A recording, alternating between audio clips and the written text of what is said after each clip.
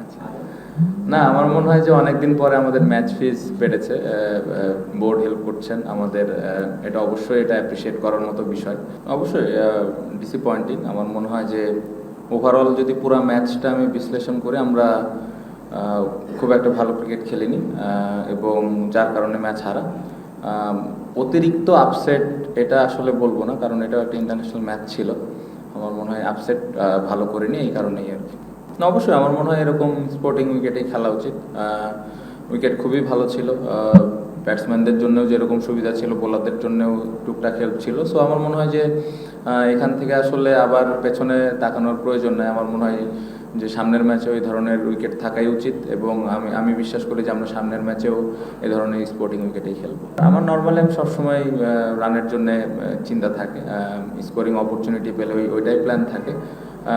যেটা আউট হয়েছে আমার কাছে মনে হয়েছে যে হ্যাঁ, আমি সময় নিতে পারতাম, আর একটু সময় নিতে পারতাম, যেটা আপনি মেনশন করলেন যে দিনের দ্বিতীয় বল ছিল। অবশ্যই এই জায়গাটাতে আরেকটু আমার মনে হয় সময়টা নিলে বেটার হতো, বাট এই শটটা আমি খেলি, এটাও সত্য। পাশাপাশি বাট একটা জিনিসের টিমের যে সিচুয়েশন ছিল, আমার মনে হয় যে আমি না খেললেও পারতাম।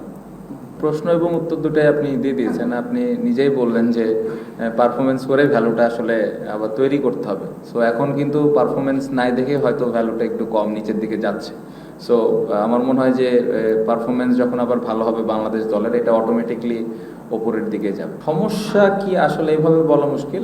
আপনি যদি ব্যাটিং দেখেন আমাদের, আমরা খুবই সফট ডিসমিসাল সবগুলাই।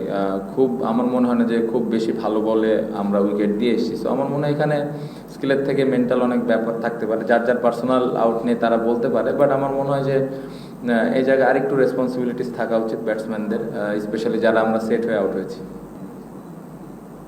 বেতন বাড়াতে মনে হয় আপনারা খুশি না, বা আমাদের ম্যাচ ফিজ। আচ্ছা। না, আমার মনে হয় যে অনেকদিন পরে আমাদের ম্যাচ ফিজ বেড়েছে, বোর্ড হেল্প করছেন আমাদের, এটা অবশ্যই এটা অ্যাপ্রিসিয়েট করার মতো বিষয়।